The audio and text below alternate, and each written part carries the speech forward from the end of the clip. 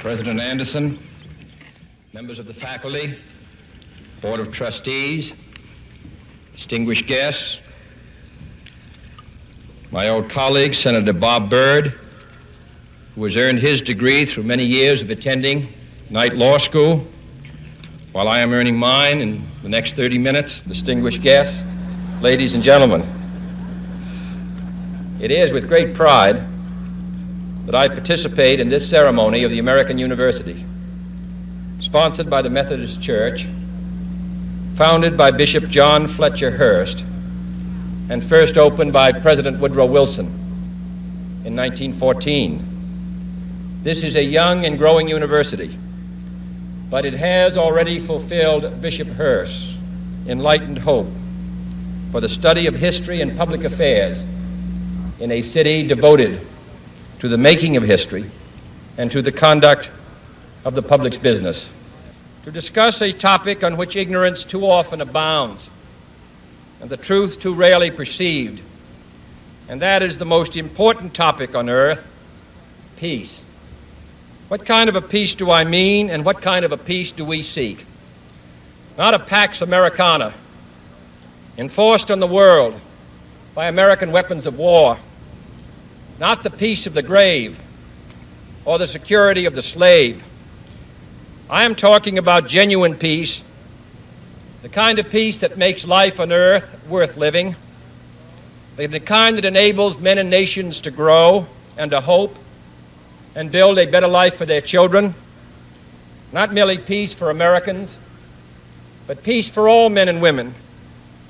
Not merely peace in our time, but peace in all time. I speak of peace because of the new face of war. Total war makes no sense in an age where great powers can maintain large and relatively invulnerable nuclear forces and refuse to surrender without resort to those forces. It makes no sense in an age where a single nuclear weapon contains almost 10 times the explosive force delivered by all the Allied air forces in the Second World War. It makes no sense in an age when the deadly poisons produced by a nuclear exchange would be carried by wind and water and soil and seed to the far corners of the globe and to generations yet unborn. Today, the expenditure of billions of dollars every year on weapons acquired for the purpose of making sure we never need them is essential to the keeping of peace.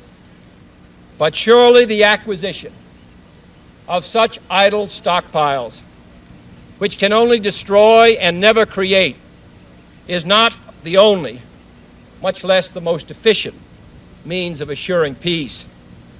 I speak of peace, therefore, as the necessary, rational end of rational men. I realize the pursuit of peace is not as dramatic as the pursuit of war, and frequently the words of the pursuers fall on deaf ears, but we have no more urgent task. Some say that it is useless to speak of peace or world law or world disarmament, and that it will be useless until the leaders of the Soviet Union adopt a more enlightened attitude. I hope they do. I believe we can help them do it. But I also believe that we must re-examine our own attitudes as individuals and as a nation, for our attitude is as essential as theirs. And every graduate of this school, every thoughtful citizen who despairs of war and wishes to bring peace should begin by looking inward, by examining his own attitude towards the possibilities of peace, towards the Soviet Union, towards the course of the Cold War, and towards freedom and peace here at home. First, examine our attitude towards peace itself. Too many of us think it is impossible. Too many think it is unreal. But that is a dangerous, defeatist belief. It leads to the conclusion that war is inevitable, that mankind is doomed, that we are gripped by forces we cannot control. We need not accept that view. Our problems are man-made, therefore they can be solved by man, and man can be as big as he wants. No problem of human destiny is beyond human beings. Man's reason and spirit have often solved the seemingly unsolvable, and we believe they can do it again. I am not referring to the absolute, infinite concept of universal peace and goodwill, of which some fantasies and fanatics dream. I do not deny the value of hopes and dreams, but we merely invite discouragement and incredulity by making that our only and immediate goal. Let us focus instead on a more practical, more attainable peace, based not on a sudden revolution in human nature, but on a gradual evolution in human institutions, on a series of concrete actions and effective agreements which are in the interests of all concerned. There is no single simple key to this peace, no grand or magic formula to be adopted by one or two powers. Genuine peace must be the product of many nations, the sum of many acts. It must be dynamic, not static, changing to meet the challenge of each new generation. For peace is a process, a way of solving problems. With such a peace, there will still be quarrels and conflicting interests, as there are within families and nations. World peace, like community peace, does not require that each man love his neighbor. It requires only that they live together in mutual tolerance, submitting their disputes to a just and peaceful settlement. And history teaches us that enmities between nations, as between individuals, do not last forever. However fixed our likes and dislikes may seem, the tide of time and events will often bring surprising changes.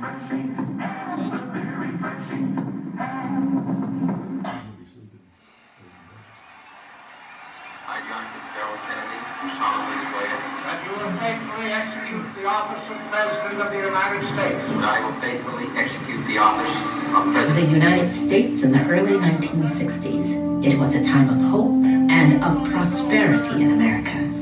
Ask not what your country can do for you. Ask what you can do for your country. John F. Kennedy, a young, dynamic president, seemed to embody the energy and optimism of the nation. So let us persevere. Peace need not be impractical, and war need not be inevitable. By defining our goal more clearly, by making it seem more manageable and less remote, we can help all people to see it, to draw hope from it, and to move irresistibly towards it. And second, let us re-examine our attitude towards the Soviet Union. It is discouraging to think that their leaders may actually believe what their propagandists write. It is discouraging to read a recent authoritative Soviet text on military strategy and find on page after page wholly baseless and incredible claims, such as the allegation that American imperialist circles are preparing to unleash different types of war, that there is a very real threat of a preventative war being unleashed by American imperialists against the Soviet Union, and that the political aims, and I quote, of the American imperialists are to enslave economically and politically the European and other capitalist countries and to achieve world domination by means of aggressive war, unquote. Truly, as it was written long ago, the wicked flee when no man pursueth. Yet it is sad to read these Soviet statements, to realize the extent of the gulf between us. But it is also a warning to the American people not to fall into the same trap as the Soviets, not to see only a distorted and desperate view of the other side, not to see conflict as inevitable, accommodation as impossible, and communication as nothing more than an exchange of threats. No government or social system is so evil that its people must be considered as lacking in virtue.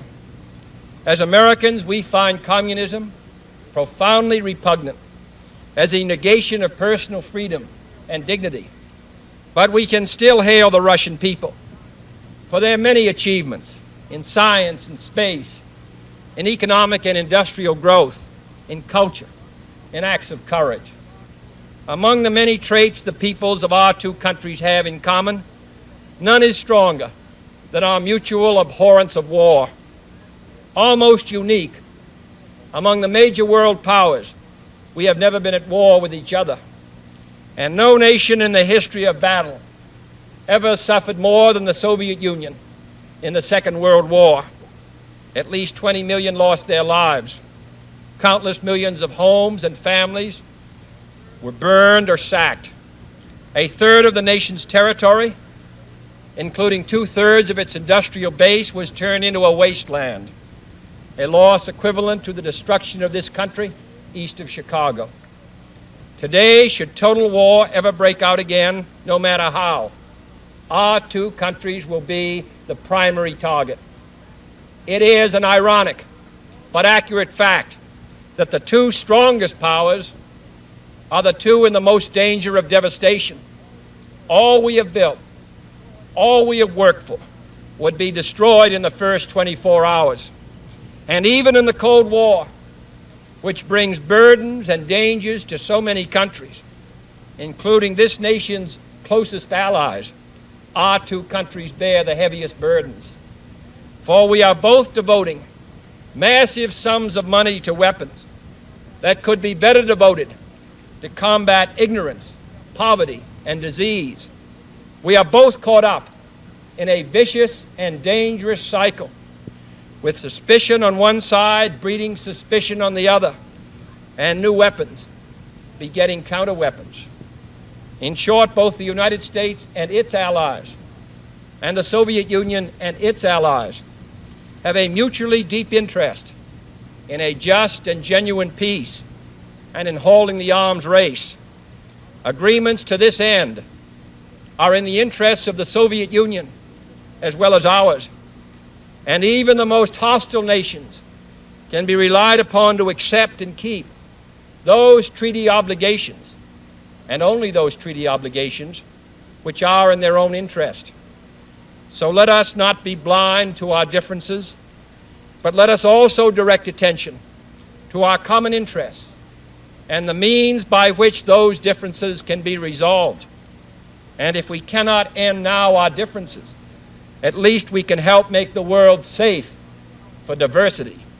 For in the final analysis, our most basic common link is that we all inhabit this small planet. We all breathe the same air. We all cherish our children's futures, and we are all mortal. Third, let us re-examine our attitude towards the Cold War, remembering we're not engaged in a debate, seeking to pile up debating points. We are not here distributing blame or pointing the finger of judgment. We must deal with the world as it is, and not as it might have been had the history of the last 18 years been different. We must therefore persevere in the search for peace, in the hope that constructive changes within the communist bloc might bring within reach solutions which now seem beyond us. We must conduct our affairs in such a way that it becomes in the communist interest to agree on a genuine peace, and above all, while defending our own vital interests. Nuclear powers must avert those confrontations which bring an adversary to a choice of either a humiliating retreat or a nuclear war. To adopt that kind of course in the nuclear age would be evidence only of the bankruptcy of our policy or of a collective death wish for the world. To secure these ends, America's weapons are non-provocative. I don't know if you came in specifically for this, event or just happen to be in Dallas, but whatever your reason for being here, I'm grateful that you are here. This is a solemn occasion. This is an important moment in our history to acknowledge the greatness that JFK represented and what we had stolen from us on that day in November 22nd, 1963. Our country would be different if JFK was still alive, if RFK had never been assassinated, if John F. Kennedy Jr. was still alive. We would have a completely different country. And it's our job to go ahead and find out what happened and do what we can to make sure something like that never, ever happens again. So here's my take after over 50 years of reading books, watching documentaries. I put some pieces of the puzzle together, and this is what I came up with. Okay, here are the organization and their mandates that were involved in the Kennedy assassination. First of all, I'd say the CIA, Mafia, Cuban exiles. Their function was to kill Kennedy. Since the CIA has an ethical policy of not killing Americans on American soil, they have hired the Mafia to do its dirty deed. So the Mafia sent an additional team to assassinate Kennedy. Number two, J. Edgar Hoover, who hated the Kennedys, and his mandate was to cover up the assassination. Secret Service, who had no respect for Kennedy, their mandate was to create an opportunity. The Joint Chief of Staff, who thought that Kennedy was a threat to national security, being soft on communism, their mandate was to supply a bogus autopsy. Number five, Big Oil Military Industrial Complex, banks, their mandate was to finance the big event. Big Oil Military Industrial Complex, their mandate financed the big event. Kennedy was going to implement oil depletion tax, which would have cost them, Big Oil, millions of dollars. The military industrial complex were involved in exchange for getting the US involved into the Vietnam War, which LBJ obliged them on Monday, November 25th, only 3 days after the assassination of President Kennedy. LBJ was the head of a two-headed snake. The other head that killed Kennedy was George W.H. Bush. Johnson was the only one that was able to get all the factions together to accomplish the coup d'etat. Thank you very much. I can't believe I'm 80 years old. I have one love of my life. They put on the TV and everywhere that I helped create AIDS. I got death threats galore. Do you care about John F. Kennedy? Raise your hand. Our first president who tried to make a real big change. You know what they did to him.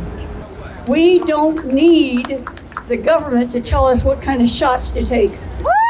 All right? No, we don't. Now, I did cancer research. I worked with the SV40 monkey virus. And interestingly enough, I've had more interviews in the last 6 months because of the SV40 monkey virus promoters found in these are portions of the SV40 monkey virus. Anyway, it started in '63, weaponizing cancer. We could have cured cancer many years ago, but there's no money in it. It's been 60 years since this happened, and I've been working on the case for 60 years. Back in 1975, I had the privilege of releasing the Zapruder film of the assassination to the public on Good Night America on ABC TV.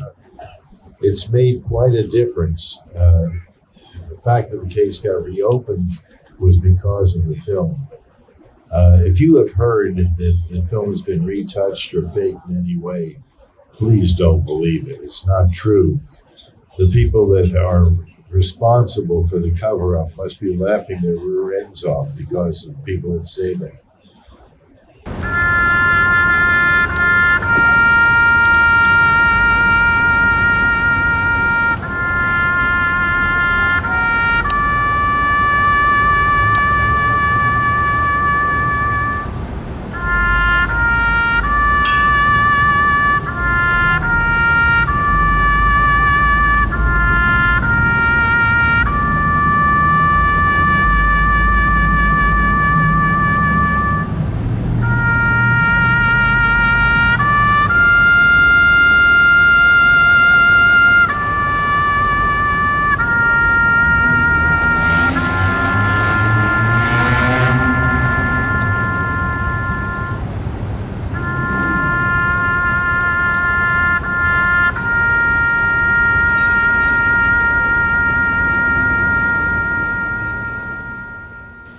Our military forces are committed to peace and disciplined in self-restraint. Our diplomats are instructed to avoid unnecessary irritants and purely rhetorical hostility, for we can seek a relaxation of tensions without relaxing our guard. And for our part, we do not need to use threats to prove we are resolute. We do not need to jam foreign broadcasts out of fear our faith will be eroded. We are unwilling to impose our system on any unwilling people, but we are willing and able to engage in peaceful competition with any people on earth. Meanwhile, we seek to strengthen the United Nations to help solve its financial problems, to make it a more effective instrument for peace, to develop it into a genuine world security system, a system capable of resolving disputes on the basis of law, of ensuring the security of the large and the small, and of creating conditions under which arms can finally be abolished. At the same time, we seek to keep peace inside the non-communist world, where many nations, all of them our friends, are divided over issues which weaken Western unity, which invite communist intervention, or which threaten to erupt into war. Our efforts in West New Guinea, in the Congo, in the Middle East, and the Indian subcontinent have been persistent and patient, despite criticism from both sides. We have also tried to set an example for others by seeking to adjust small but significant differences with our own closest neighbors in Mexico and Canada. Speaking of other nations, I wish to make one point clear. We are bound to many nations by alliances.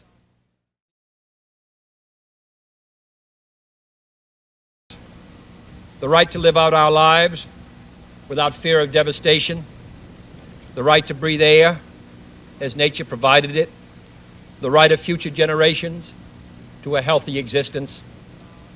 While we proceed to safeguard our national interests, let us also safeguard human interests. Former And the Henderson elimination said he of lived war- across the street from Oh, yeah. Lee on Beckley Avenue. You know that? We know the song. Lee No, we Harvey was a friend of mine. I was born in Dallas in 1952. Lee Harvey moved across the street on Beckley Avenue. Yeah. He used to throw the ball for me when I was just a kid. They say he shot the president, but I don't think he did. And then it goes on. I saw it all on TV. You used to take me fishing all the time. No, the one before that. There was a Used to take me fishing all all time. Used to throw the ball for me when I was just a kid. I saw it all on TV. Lee Harvey got gunned down, murdered by Jack Ruby, the biggest sleaze in town. He stuck that gun into To his rib and said, "Here's looking at you, kid." They say he shot the president, but I don't think he did. Everybody, and Lee Harvey was a friend of mine. He used to take me fishing all the time. He used to throw the ball for me when I was just a kid. They say he shot the president, but I don't think he did. They say he shot the president, I don't think he did. They say he shot the president, I don't think he did.